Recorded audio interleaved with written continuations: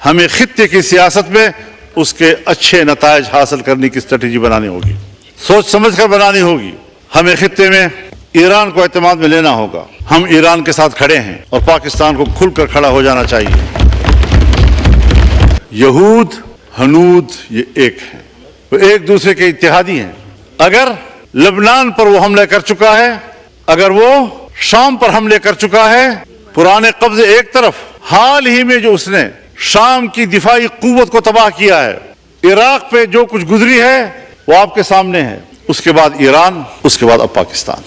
تو فلسطین، لبنان، شام، عراق، ایران اور اب پاکستان، اور پاکستان کی ایٹمی قوت کو تباہ کرنا ان کا ایجنڈا ہو سکتا ہے۔ ادھر سے ہندوستان ہمارے لیے خطرہ ہے۔ ہم خطے کے ممالک کے ساتھ انگیج نہیں ہو رہے، ہمیں وہ پالیسی بھی بنانی ہوگی۔ ہمیں اپنے دوست ممالک ہم سے دور ہوتے جا رہے ہیں، وہ گرم جوشی نہیں رہی ہے جو کسی زمانے میں تھی اور آج ہونی چاہیے تھی۔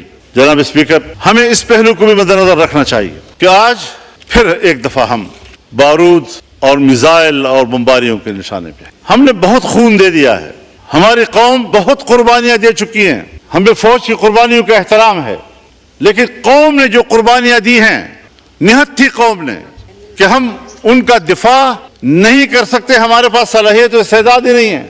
آپ ہم سے چاہتے کیا ہیں؟ ہم اپنا فکری ہتھیار بھی پھینک دیں آپ کے سامنے، ہم اپنا عقیدہ و ایمان اس کا ہتھیار بھی آپ کے سامنے پھینک دیں، سرنڈر ہو جائیں؟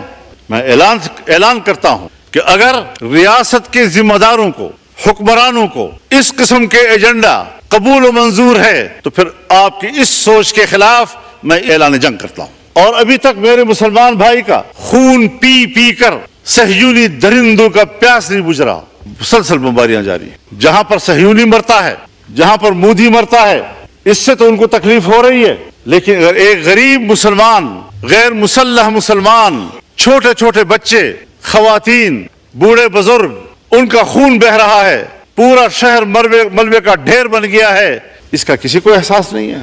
مسلمان کی نظر سے نہ دیکھو، انسان کی نظر سے دیکھو۔ اس کا معنی یہ ہے کہ اگر کوئی شخص مسلمان نہیں ہے، اگر کسی شخص کی زندگی قرآن و سنت کی تعلیمات سے آراستہ نہیں ہے، تو پھر یہ انسانیت نہیں، اسی کو ہم حیوانیت کہتے ہیں۔ اس انسانیت پر فخر مت کرو، شرم کے مارے تمہارے سر جھک جانے چاہیے، اس کو انسانیت کہتے ہیں۔ پاکستان اسلامی دنیا کا طاقتور دفاعی قوت ہے، پاکستان اسلامی دنیا کا ایٹمی طاقت ہے، پاکستان کے اندر وہ تمام صلاحیتیں موجود ہیں کہ وہ امت مسلمہ کی قیادت کرے، اور ہم ہیں کہ ملک کے داخلی صورتحال میں بھی ہم دفاعی پوزیشن میں ہیں، اور خطے کی صورتحال میں بھی ہم دفاعی پوزیشن قیادت خاک کریں گے۔ ہم یہی پیغام اس پارلیمنٹ سے امت مسلمہ کو جانا چاہیے، OIC کو جانا چاہیے۔ بین الاقوامی اداروں کی کوئی حیثیت اب نہیں رہی، OIC ایک دکھاوا ہے، OIC۔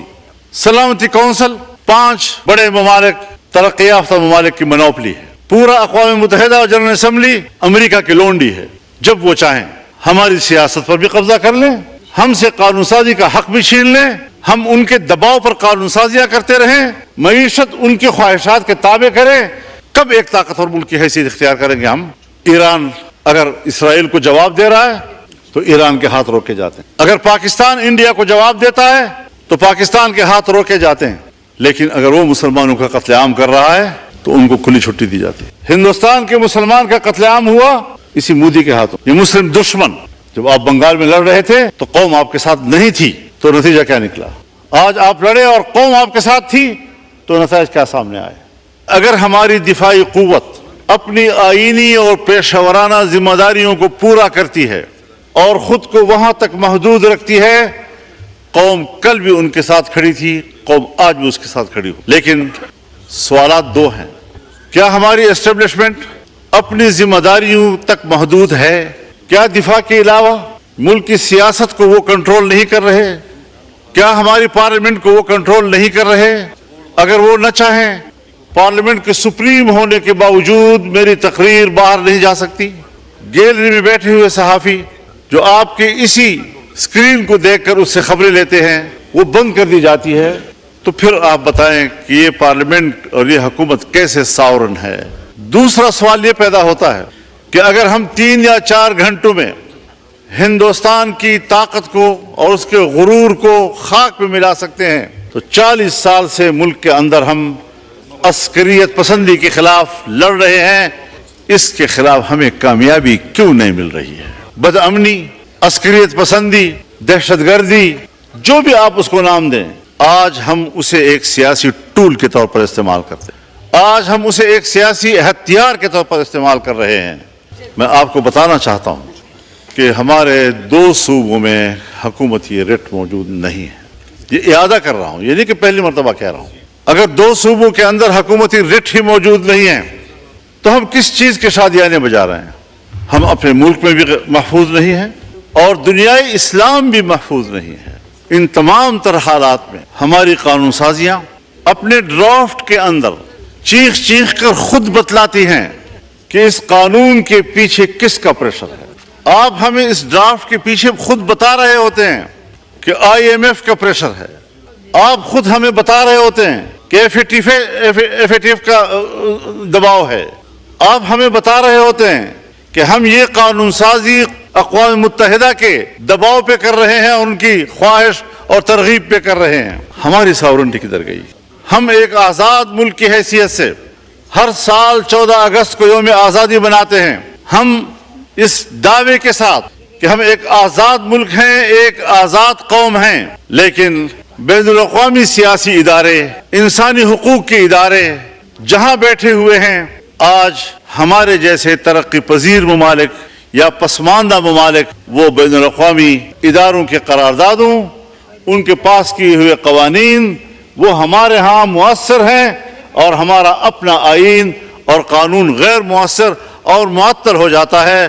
اس سے ابھی حال ہی میں آپ نے وہ قانون سازیاں کی ہیں جس کے آپ کا اپنا آئین ایسی قانون سازی کی قطعاً اجازت نہیں دیتا۔ کبھی ہم نے اپنا احتساب کیا ہے؟ کبھی ایک لمحہ کے لیے سوچا ہے؟ اور جب آپ اس ملک کے اندر آئین کو پامال کرتے ہیں، جب آپ اس ملک کے اندر قرآن و سنت کو پامال کرتے ہیں، تو کبھی اس کو حقوق انسان کا لقب دے دیتے ہیں، تو کبھی ان کو حقوق نسوان کا لقب دے دیتے ہیں۔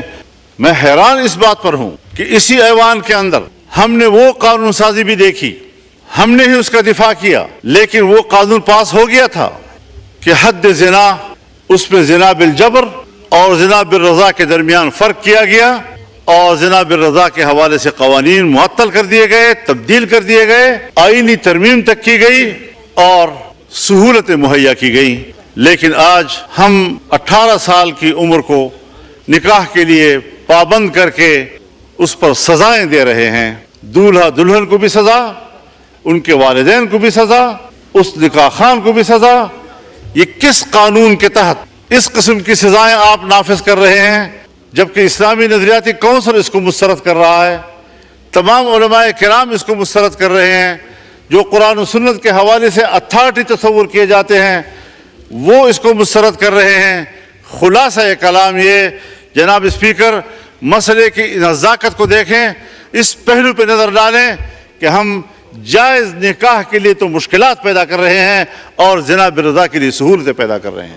یہ علامت ہے ایک پاکستان کی اسلامی مملکت۔ اس کے بعد ہم اس کو اسلامی مملکت کہیں گے؟ یہ کوئی صرف جھومر ہے کہ ہم ماتھے پہ اس کو لٹکاتے رہیں؟ آپ نے اس آئین کے اندر اپنے آئین کو پامال کیا، آپ نے ایک مسلمان ملک کے پارلیمنٹ کے طور پر قرآن و سنت کو پامال کیا۔ کب احساس ہوگا آپ کو؟ اور جب اس پر تنقید کی جاتی ہے تو ادارے بھی، اور پتہ نہیں ان کے کام آنے والے کیا کیا لوگ، NGOs، وہ ہمارے اوپر ٹوٹ پڑتے ہیں۔ کبھی آپ اوپن ڈیبیٹ کریں، تم بتاؤ ہمیں تمہارا ملحدانہ فکر، تمہارا لبرل سوچ، تمہاری آزاد خیالی، تمہاری روشن خیالی آمنے سامنے آ کر ہم بتائیں گے آپ کو کہ وہ کس قدر تاریک ہے اور قرآن و سنت کس قدر روشن ہے اور کس قدر انسانیت کا محافظ۔ چھپے چھپے پھرتے رہتے ہیں، لابنگ کرتے ہیں گھر گھر میں، ایک ایک ممبر کے گھر جاتے ہیں، ہم نے یہ کیا، ہم نے وہ کیا، ہم نے یہ کیا، ہم یہ کرنا چاہتے ہیں، اور اس قسم کی لابنگ کے نتیجے میں ہماری قانون سازی ہوتی ہے۔ نہ ہمارا آئین اس کا تقاضا کرتا ہے، نہ ہمارا ملک اس کا تقاضا کرتا ہے، نہ ہمارا معاشرہ اس کا تقاضا کرتا ہے، اور اس ملک کے اندر وہ کچھ ہو رہا ہے کہ جو خود یورپ میں نہیں ہو